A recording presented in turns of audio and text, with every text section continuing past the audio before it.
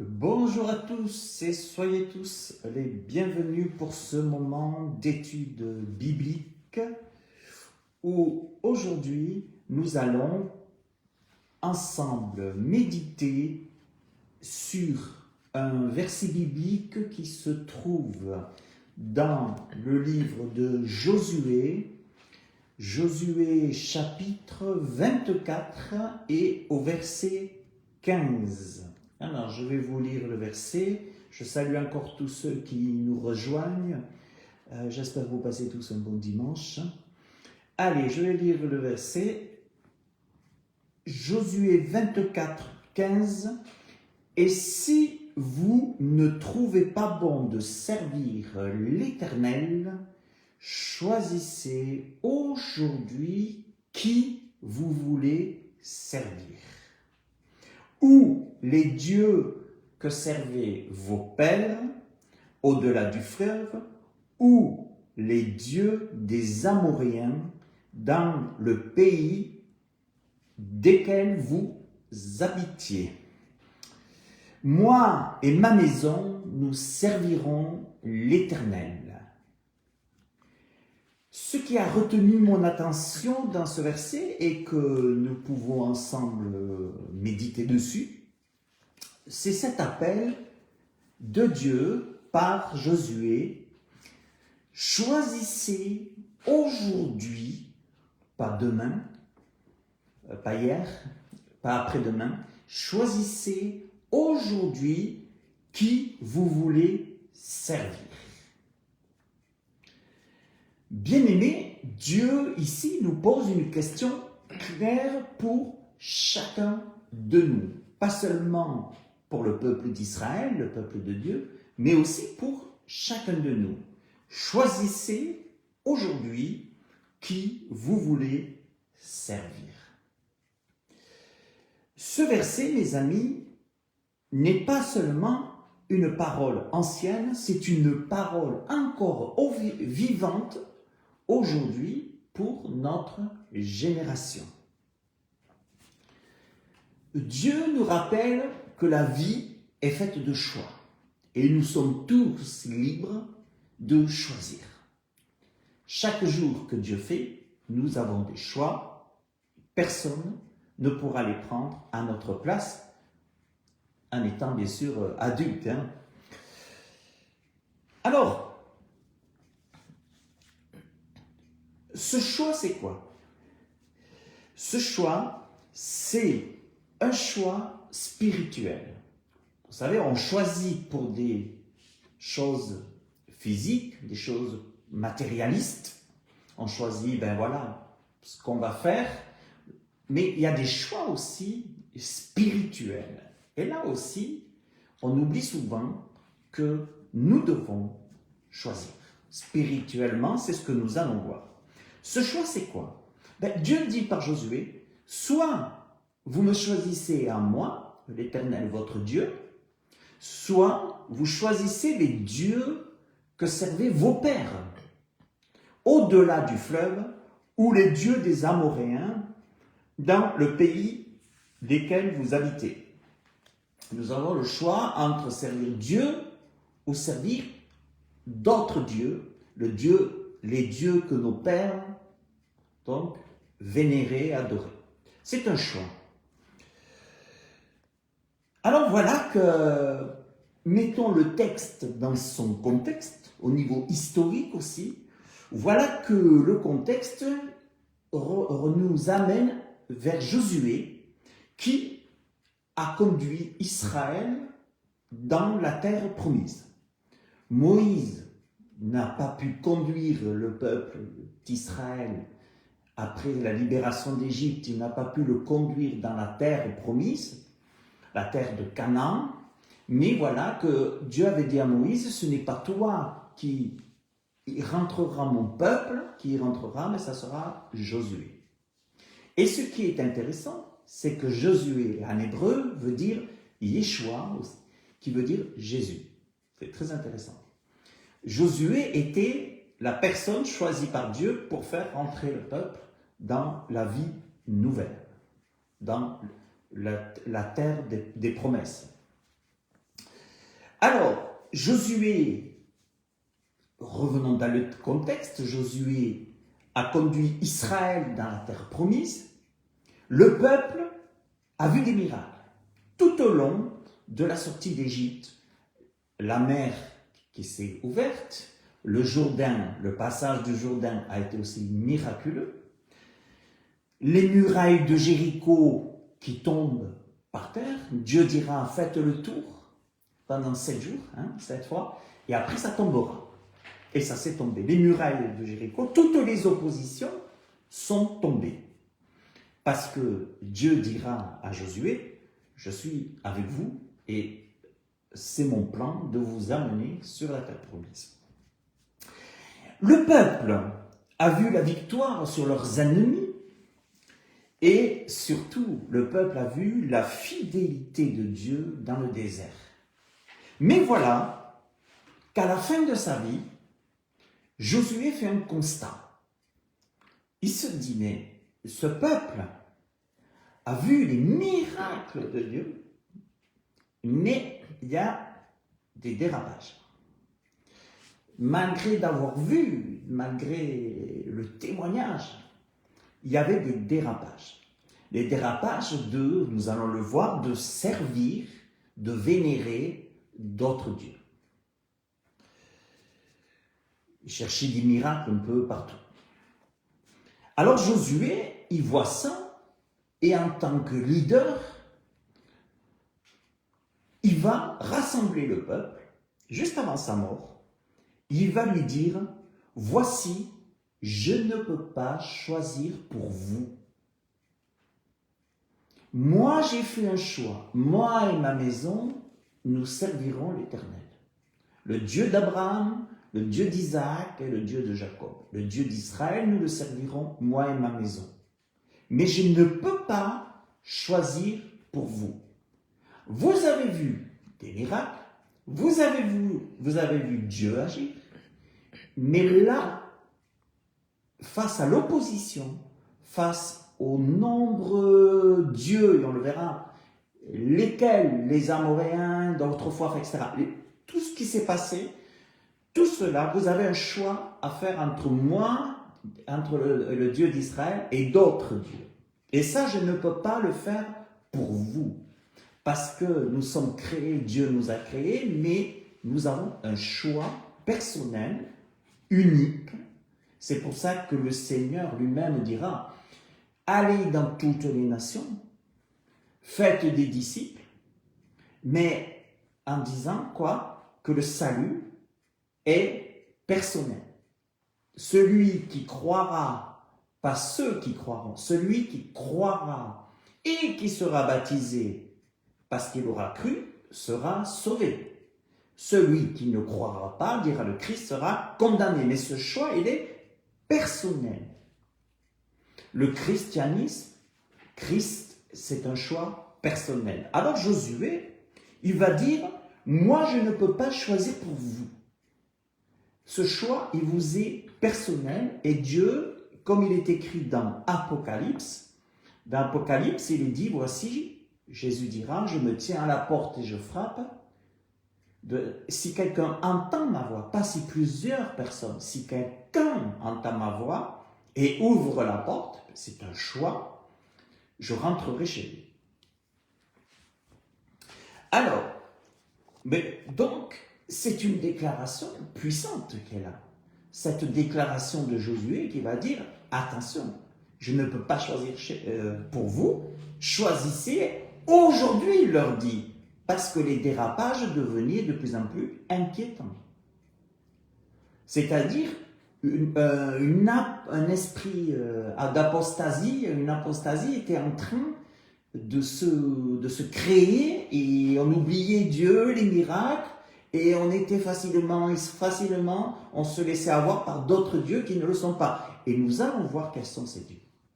J'ai étudié, je me suis mis à la recherche de savoir quels étaient les dieux des Amoréens, les pays là où ils habitaient autrefois. D'abord, avant de parler de ces dieux, Josué va leur faire un rappel. Il va leur faire un rappel, il va rappeler toute l'histoire. Si vous lisez Josué chapitre 24, vous allez voir que Dieu, au travers de Josué, va leur faire un rappel. Parce que des fois, les rappels, ça fait du bien de se rappeler ce qui s'est passé, ce qu'il y a eu, parce qu'on aurait facilement tendance à oublier. Alors il va leur faire un rappel, il va partir de Abraham à Moïse, à la délivrance de l'Égypte, il va leur rappeler la protection divine qu'ils ont eue et il va leur dire craignez l'Éternel, pas craignez, n'ayez peur, mais adorez l'Éternel, servez-le avec intégrité et fidélité. Lui, il va exhorter, c'est un leader spirituel, il va exhorter à craindre l'Éternel, à le servir avec intégrité et fidélité. Et ensuite vient cette phrase célèbre, choisissez aujourd'hui qui vous voulez servir. Donc, la fin est un choix, j'ai envie de dire. C'est une fois avoir tout parlé, tout rappelé, c'est comme si un pasteur, un prêtre, je ne sais qui, fait un sermon et qu'à la fin, conclusion, choisissez aujourd'hui qui vous voulez servir. Voilà. Je vous rappelle que Dieu est le Dieu d'Abraham, d'Isaac, de Jacob, vous avez vu les miracles, vous avez vu son intervention. Mais la conclusion, choisissez aujourd'hui qui vous voulez servir, mais moi et ma maison et ma famille, nous servirons l'Éternel. Nous avons fait ce choix, dira Josué. J'ai fait ce choix, moi et ma maison, nous avons fait ce choix. Maintenant, ce choix vous appartient. Vous savez, ça veut dire quoi? On ne peut pas rester indécis. Soit Jésus a dit, vous ne pouvez servir deux maîtres. Soit vous aimerez un et vous haïrez l'autre. Ici, quand Jésus parle de ça, il parle du Dieu Mammon. Le Dieu Mammon, c'est le Dieu de l'argent, vous savez, le pouvoir, l'argent qui était adoré.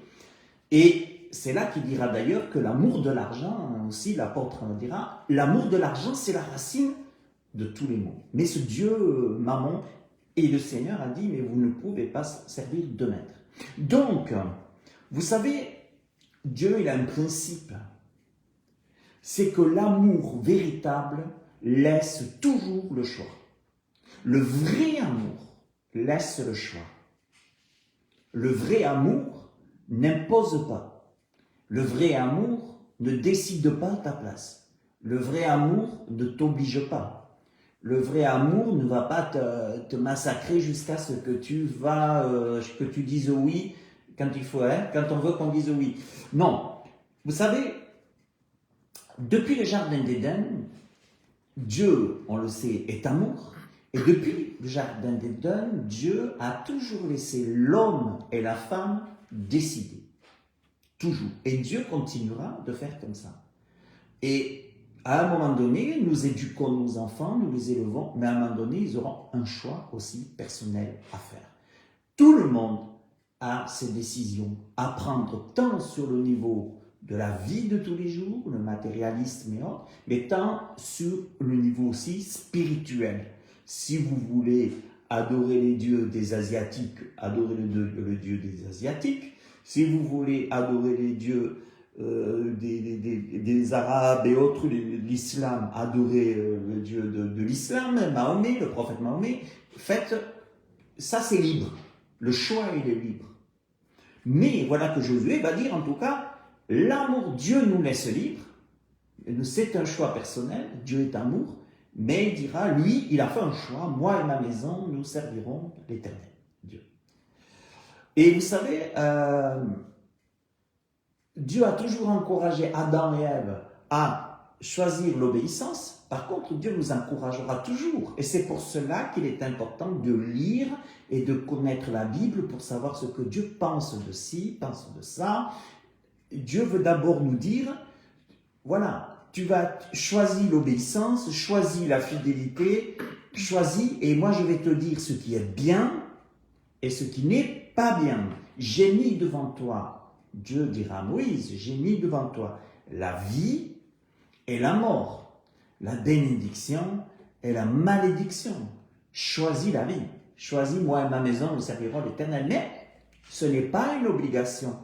Et l'évangélisation, c'est pour ça que je suis contre ceux qui font du prosélytisme, qui font des dégâts plutôt qu'autre chose, en forçant des gens à se convertir, si on peut dire, à choisir Dieu. On ne force pas quelqu'un à choisir Dieu. Jésus, il a même dit lui-même, vous allez évangéliser dans toutes les nations, vous allez annoncer le message de l'évangile, vous allez annoncer mon message, que Dieu aime tous les hommes, veut que tous les hommes soient sauvés, que Jésus, il est le chemin, il est la vérité, il est la vie, nul ne vient au Père que par lui, mais ne forcez en aucun cas quelqu'un à me choisir.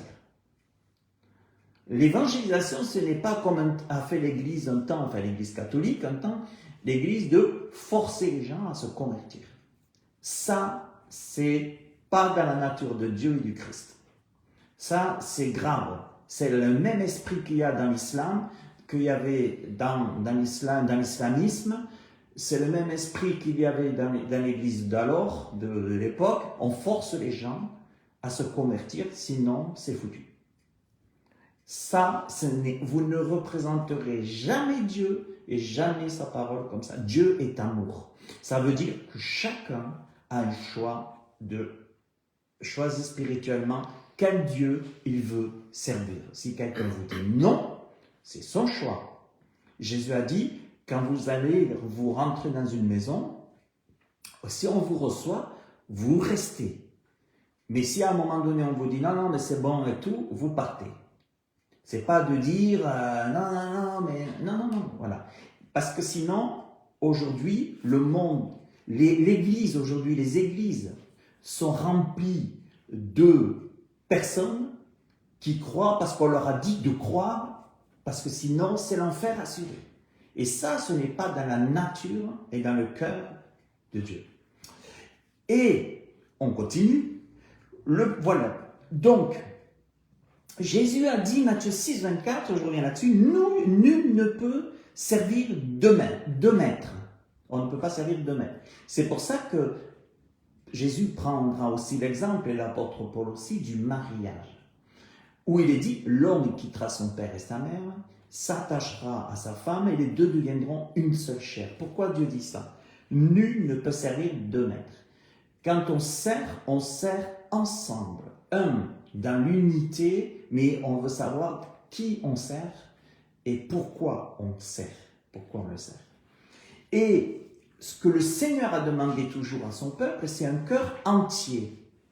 Ça ne sert à rien de dire hypocritement, Seigneur, je t'aime, parce que si tu peux, dans la prière, si tu peux, je peux te demander une Mercedes, si tu veux me donner une Mercedes, si tu veux remplir mon compte en banque, là, je veux bien croire en toi. Ça, c'est pas un cœur entier. Et d'ailleurs, cette personne-là ne recevra rien du Seigneur. Et bien plus que ça, elle fera que rien comprendre et elle ne vivra rien. Donc, vous savez, Paul ira jusqu'à dire, l'apôtre Paul, que l'évangélisation, c'est vraiment cette déclaration d'amour de Dieu. C'est l'Église est appelée l'épouse du Christ. C'est un choix avec un cœur entier de dire, je veux m'unir à Jésus-Christ, qui est présenté comme dans le Cantique des Cantiques et dans la Bible, qui est présenté comme l'époux de l'Église. Donc, c'est pour cela qu'aujourd'hui, le mariage est tellement abîmé. Les gens ne croient plus au mariage parce que les gens ne s'engagent plus avec un cœur entier. Quand on fait quelque chose, vous savez, on n'a pas besoin de faire beaucoup de choses dans la vie, mais quand on fait quelque chose, si on le fait avec un cœur entier, ça portera beaucoup plus de fruits que le faire avec hypocrisie. Voilà.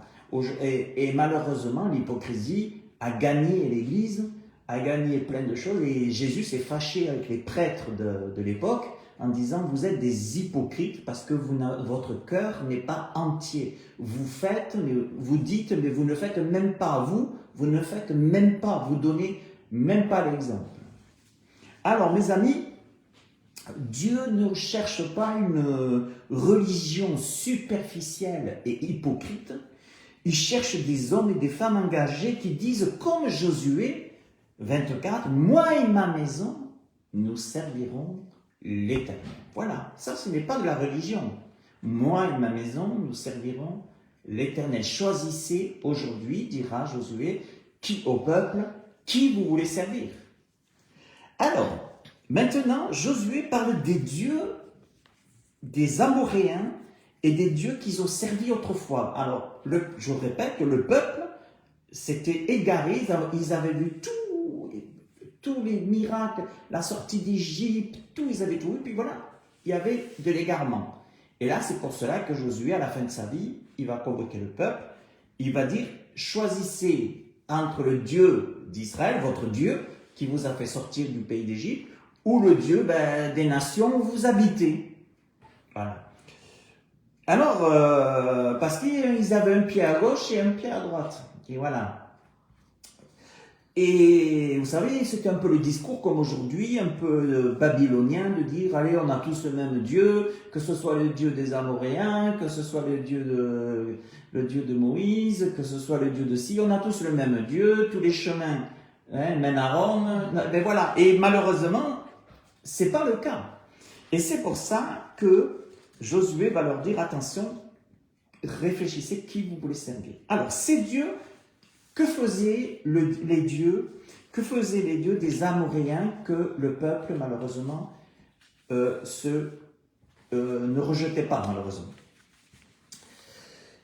Ils adoraient des idoles. J'ai fait les recherches. Donc, c'était des idoles. On ne parlait pas à Dieu comme on prie nous, c'était des idoles. Ils fabriquaient des statues en bois, en pierre et en métal. Et ils se prosternaient devant elles comme devant des dieux. Et la Bible, d'ailleurs, condamne cela en disant, psaume 115, « Ils ont des yeux et ne voient point ». Donc, ils fabriquaient des statues en bois, en pierre, en métal, ils se prosternaient. Alors, c'est pour cela que Dieu dira à Moïse, « Attention, attention ». Vous voyez, je vous dis, dans la Bible, on a les questions et on a les réponses avec Dieu. Attention, vous ne ferez pas d'image taillée, vous ne me représenterez pas des dieux par des statues, des idoles, etc. Vous ne ferez aucune représentation, ce qui est dans les cieux, etc. Donc, vous n'aurez pas d'autre Dieu, tu n'auras pas d'autre Dieu devant ma face. Dieu dira à Moïse, on parle, je suis votre père, vous êtes mes enfants, on parle. On n'a pas besoin d'un père qui ne cause pas ou un bout de bois à se prosterner. Et c'est pour cela que nous allons voir que finalement, ce que Dieu a dit à Moïse, a mis en garde Moïse, c'est pas pour nous embêter, c'est parce que c'est dangereux. Et voilà que Josué, il voit que le peuple, certains du peuple de Dieu, étaient en train d'adorer ces dieux-là, des statues en bois, en pierre, en métal, voilà. Et vous savez l'histoire du veau d'or, c'est exactement ça. Vous allez dire, c'est quoi le veau d'or? L'histoire avec Moïse. Dieu s'est fâché, pourquoi? Parce que il voulait faire une représentation de Dieu dans le veau d'or. Puisqu'il disait, mais Dieu, on a l'impression qu'il ne nous écoute pas, alors on va faire un veau d'or. Ils ont fait le veau d'or. Et là, Dieu s'est fâché. Et d'ailleurs, Dieu dira à Moïse, descends vite, parce qu'ils ont fait déjà une idole. Ils ont fait un veau d'or. Et ils se prosternent en disant, ben voilà, il n'y a pas Moïse, il n'est pas là, on va vite se faire une statue, que ce soit en bois, en pierre, en métal, et là c'était un veau d'or, et ils ont pris pour se prosterner. Et mes amis, pourquoi je vous dis tout ça? C'est que en aucun cas, et d'où est venue la réforme? La réforme est venue pour dire, mais nous on n'a pas besoin, et c'est ce qu'a dit même Luther, qui était un moine catholique, il dira, mais on n'a pas besoin de bois, de pierre, de métal pour adorer Dieu. On a la Bible, seulement la parole et la prière. Ça nous suffit. Alors, je continue. Les Amoréens. Il y avait aussi une prostitution sacrée qui existait. Il y avait de l'immoralité sexuelle qui faisait partie des rituels religieux. Immoralité sexuelle faisait partie des rituels religieux. Aussi, on continue. Ils consultaient la magie et les esprits. Beaucoup pratiquaient la divination, l'occultisme, les enchantements, les consultations des morts. Les consultations des morts. Alors, qu'est-ce que Dieu va dire à Moïse? Vite! Dieu va dire, Deutéronome 18, 10 à 12, regarde ce qu'ils font. Qu'on ne trouve chez toi personne qui fasse passer son fils ou sa fille par le feu. Personne, parce qu'ils faisaient aussi passer leurs enfants au dieu Moloch. Ils sacrifiaient leurs enfants même par le feu. Personne qui exerce le métier de devin, personne. D'astrologue, d'augure, de magicien, d'enchanteur, personne qui consulte ce qui évoque les esprits ou personne qui disent la bonne aventure, personne qui prie les morts, qui interroge les morts, car quiconque fait ces choses est en abomination à l'Éternel. Et ces choses-là, c'était les dieux des Armoréens. Eh bien, bienvenue en 2026. En 2026, on va vous dire que c'est normal, les astrologues, ça a des influences, les étoiles, consulter les esprits, prier les morts. C'est exactement ce que Dieu a dit, mais il ne faut surtout pas le faire. Pourquoi? Est-ce que Dieu disait cela pour nous embêter? Non, pas du tout. Il disait cela parce que ça avait des conséquences spirituelles, des tourments. Et puis, ce n'est pas pour rien qu'un père dit à ses enfants, attention, ça c'est bien, ça c'est pas bien. Dieu a dit, tu n'auras pas d'autre Dieu devant ma face. Je suis le seul, l'unique. En hébreu, c'est Erad, un seul. C'est comme le couple, c'est un seul. Et ce passage est clair. Les Armoréens faisaient quoi? L'astrologie, ça a toujours existé, la voyance, les horoscopes, les pratiques occultes. Et le péché, pour Dieu, était présenté comme quelque chose de spirituel. Le péché, pour Dieu, voulait dire, ils sont en train de se prostituer vers d'autres dieux. C'était ça le péché pour Dieu. Le péché pour Dieu, il y a le péché naturel, mais il y a le péché spirituel. Et pour Dieu, il appelait ça, écoutez bien, la prostitution spirituelle. Parce qu'il disait que celui qui s'attache est un autant avec lui que un autant avec la prostituée. Et la dépendance, l'attachement à ça, donc Dieu s'est fâché. Pour lui, c'était un péché d'origine spirituelle. Il se prostituait vers d'autres dieux. Alors aujourd'hui, il y en a qui me disent, oui, mais c'est dans l'Ancien Testament, c'est pas dans le Nouveau Testament. Non. La Bible dit que Dieu est le même hier, aujourd'hui et éternellement.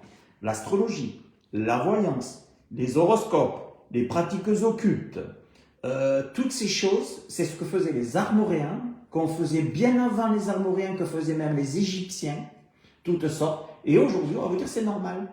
Et non. Alors, comme je le redis, Josué 24, Dieu ne dit pas « je t'oblige à ne pas faire de la divination, de l'occultisme, des enchantements, je ne t'oblige pas à la consultation des morts, ne pas le faire, je ne t'oblige pas. » Choisissez aujourd'hui, reprends le verset du début, je reprends le verset du début, et si vous ne trouvez pas bon de servir l'Éternel, choisissez aujourd'hui qui vous voulez servir. Ou les dieux que servaient vos pères au-delà du fleuve, ou les dieux des Armoréens dans le pays desquels vous habitez en plus, ils y habitaient. Mais moi et ma maison, nous servirons l'Éternel. Donc c'est clair, vous avez un choix. Si vous voulez consulter les morts, consultez les morts. Si vous voulez prier, faire l'horoscope et toutes ces choses, faites-le. Mais Dieu dit, attention, ça c'est pas de moi. Ça, c'est une prostitution spirituelle et vous allez vous attacher aux démons vu qu'un tiers des anges ont chuté avec Lucifer. Donc, c'est une emprise, c'est un choix. Mais on a un choix. J'ai mis devant toi la vie et la mort, la bénédiction et la malédiction. Dieu dira à Moïse, choisis, mais tu es libre. Tu es libre. C'est pour ça que je n'aime pas ces églises ou ces chrétiens qui forcent les personnes. C'est pas le cœur de Dieu. C'est pas le cœur de Dieu de forcer les gens. Tout le monde est libre, faire ce qu'il veut. Voilà, chacun rendra compte à Dieu, mais chacun est libre. Voilà. Et l'évangélisation, c'est quoi? C'est d'annoncer cette bonne nouvelle, mais c'est de dire après, Dieu il dit après, surtout, mais n'oblige pas quelqu'un. D'ailleurs, sinon il ne vivra rien. Il n'y a rien qui se passera parce que Dieu regarde au cœur. Mais il n'y a rien. On continue pour terminer. Alors, c'est pourquoi Dieu donc dira à Israël, attention, attention, pas d'idolâtrie, je suis le seul Dieu. Et alors, vous savez, aujourd'hui, malheureusement, les idoles existent encore. On les a encore en dehors de ce que je viens de dire. Aujourd'hui, il y a une idole qui cause malheureusement tous les malheurs démoniaques du monde, c'est l'amour de l'argent. Eh oui, l'amour de l'argent. Alors, attention, c'est pas l'argent, c'est l'amour de l'argent. L'apôtre Paul a dit, vous allez voir, dans ce que je vais vous dire, Saint Paul a dit quelque chose, c'est 2026.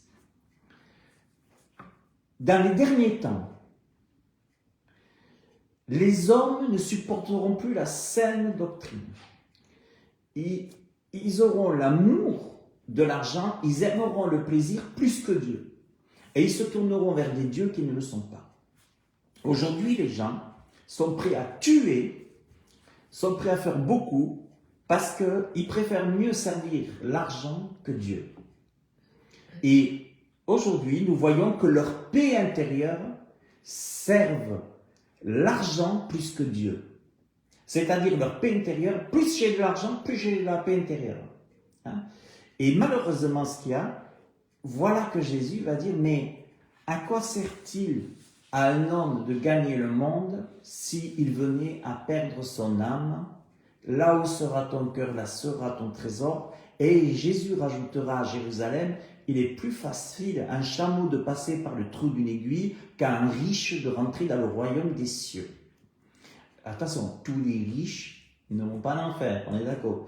Mais ce qu'il faut comprendre, c'est l'idolâtrie, c'est quoi? C'est de mettre toute son âme, son cœur, son âme et sa force dans des dieux qui ne le sont pas. Et vous savez, ce que je vais vous dire pour terminer, c'est que il faut voir l'argent comme un outil, mais il ne doit jamais devenir un maître. Aujourd'hui, le monde est dans cet état parce que, comme l'a dit l'apôtre, l'amour de l'argent, pas l'argent, l'amour de l'argent est la racine de tous les maux. Vous voyez, c'est l'apôtre qui l'a dit, c'est la racine de tous les maux. Paul le dira à Timothée. Et qu'est-ce qui se passe suite à ça? Viendra aussi une autre idole dans notre terre, dans notre siècle, qui fait du mal, l'orgueil. Aujourd'hui, c'est dis-moi qui est la plus belle. Hein? C'est certains servent leur image, leur réputation, leur ego, leur volonté personnelle. Et même ils disent, je fais ce que je veux, je développe Dieu à travers mon intérieur. Je suis Dieu, Dieu est en moi, je le développe. La scientologie prêche ça. C'est pour ça que Tom Cruise, c'est pas un souci, il préfère entendre ça. Mais, pourquoi je vous dis ça? C'est que c'est le même piège que le jardin d'Éden. Mais non, dira Satan, Dieu sait que, n'écoutez pas ce que Dieu vous dit. Si vous prenez de cette théologie mauvaise que vous en mangez, Dieu veut toujours vous donner des interdits. Non, Dieu sait que si vous en mangez, vos yeux s'ouvriront et vous serez comme des dieux, comme Dieu. C'est ça, choisissez qui vous les suivent. Alors, et ça s'appelle le nouvel âge. Et aujourd'hui, nous sommes infectés de ce nouvel âge. On nous dit, continuez à être méchants, continuez à avoir l'amour de l'argent, continuez à fracasser votre mari ou votre femme, continuez votre péché, c'est pas grave, ça se comprend. Et il est interdit d'interdire, précieuse à la gauche, il est interdit d'interdire, allez-y, faites tout ce que vous voulez. Mais qu'en pense Dieu? Que pense Dieu des drapeaux LGBT comme il y a en ce moment sur la mairie, sur le fronton de la mairie? C'est grave, c'est grave. Mais je voulais vous dire une chose, c'est que non, il y a des interdits, il y a des choses que Dieu nous dit, c'est pour notre bien. Vous savez, le choix aura toujours des conséquences. Choisissez qui vous les suivre. Et pour cela, Jésus a parlé d'un fils prodigue. Le fils prodigue, il a dit, moi finalement, à la maison de mon père, j'en ai marre. J'en ai marre de mon père, j'en ai marre de Dieu, moi j'en ai marre de cette religion, j'en ai marre de ci, j'en ai marre de ça, je vais aller voir ailleurs. Alors qu'est-ce qu'il fait? Au début, il s'est dit, parce que Si je quitte la maison de mon père pour aller vers les dieux de ce monde, le dieu des Armoréens, tous ces dieux, cette prostitution, cette luxure et tout, qu'est-ce que je vais faire alors? Ben, je vais gagner la liberté. Parce que franchement, je veux gagner la liberté. Et on croit qu'on va trouver la liberté en faisant ces choses. Il y en a qui pensent dans l'alcool, trouver la liberté. Il y en a qui pensent dans la drogue, trouver la liberté. Mais j'aime beaucoup quand l'apôtre Paul dira que chacun est esclave de ceux qui triomphent de lui. Et malheureusement, le péché, l'idole qui triomphe, une fois qu'il triomphe de moi, je suis foutu. À moins que je crie à Dieu pour me délivrer. Mais voilà, le fils prodigue, il dit quoi? Je vais partir loin du Père. Je vais lui demander par contre mon héritage. Ça veut dire quoi? Ça veut dire que s'il demande l'héritage, ça veut dire, écoute, je renie ma foi chrétienne, je renie le Père, je m'en vais. Je demande mon héritage, je ne reviens plus. J'en ai marre. Alors au début, il croyait gagner la liberté. Il perd sa richesse. Il a perdu sa richesse, Jésus dira, dans le monde, parce que le monde ne va pas vous faire des cadeaux. Il nous dit que surtout pas si vous avez de l'argent, vous allez être ruiné en rien de temps. Il a perdu sa richesse, le fils prodigue. Il a dit, moi je quitte Dieu, je quitte la maison de mon père, très bien. Il perd sa richesse, il perd sa dignité, qui était quand même un enfant de Dieu, un enfant du Père. Il perd sa paix intérieure, mais quand il revient, les amis, le Père l'accueille avec amour. Voilà la différence entre Dieu et les autres religions. Et quand il revient, pourtant il a dit, je renie, j'arrête, je m'en vais, j'en ai marre. Il a tout dépensé, il a tout gaspillé, il est tombé dans le péché, il a voulu croire que le choix, que c'était le meilleur choix pour lui d'être hors Christ, hors Dieu, hors Église, hors la maison du Père. Et malheureusement, à un moment donné, il s'est rappelé que Satan, c'est vraiment le prince de ce monde, comme il est écrit pour l'instant. Et il s'est rappelé que finalement, dans la maison de son Père, c'était pas comme ça. Alors, qu'est-ce qu'il a fait? Il est revenu et le Père l'a attendu à la porte et lui a dit, viens, rentre. Mais vous savez ce qui est bien là? C'était que c'était son choix personnel.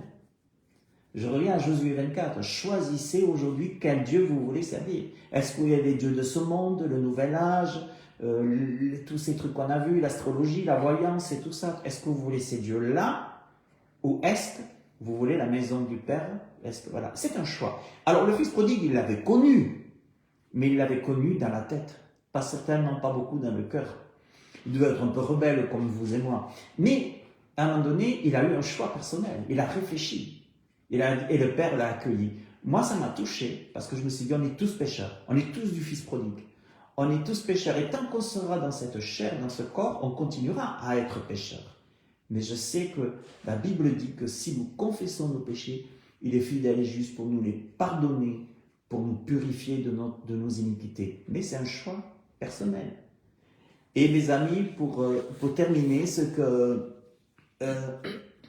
qui m'a touché dans cette déclaration de Josué, c'est « Moi et ma maison, nous servirons l'Éternel. Moi et ma maison. » Ça veut dire quoi? Ça veut dire qu'on parle ici d'une foi transmise. Ça veut dire que Josué dit « Choisissez au peuple, choisissez qui vous voulez servir comme Dieu. Moi, je veux une foi, moi et ma maison. » Ça veut dire je vais transmettre la foi. Je vais transmettre la foi de notre Dieu qui nous a libérés d'Égypte, qui nous a passés dans la terre. On a vu tous les miracles. Ils ont tout vu les miracles, ils ont vu tout ça. Et ils sont quand même allés vers d'autres dieux, certains. Il dira, moi je vais transmettre la foi de ce que nous avons vu et de ce que nous avons entendu. Donc une foi transmise, un foyer consacré, une famille orientée vers Dieu et sa parole. Aujourd'hui, les familles sont attaquées. Pourquoi?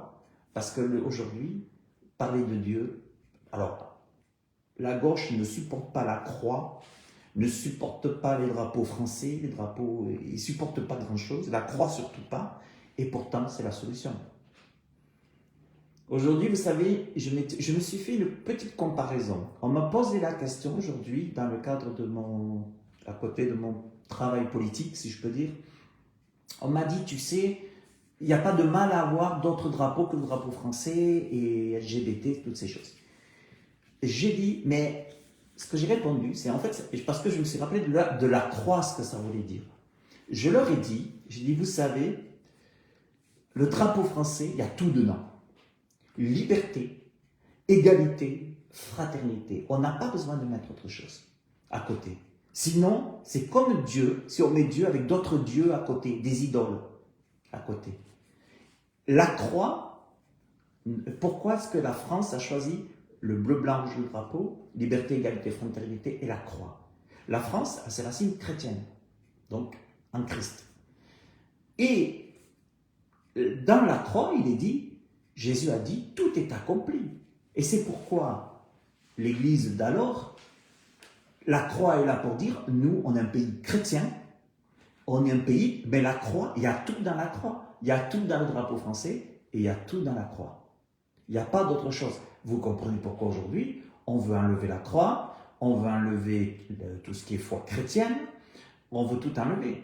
C'est démoniaque. C'est démoniaque et c'est l'esprit de l'antichrist qui vient, comme dira l'apôtre. L'esprit de l'antichrist, on enlève ce qui est suffisant. On détruit l'identité de la nation, on détruit les identités des nations. On dit il faut mettre un drapeau français à côté des drapeaux qui énervent Dieu, qui énervent tous ces trucs. C'est comme aujourd'hui si on mettait Dieu a dit tu n'auras pas d'autre Dieu devant ma face. C'est comme quand on met Jésus, Bouddha, Mahomet. Non. Dieu a dit non, ça c'est non.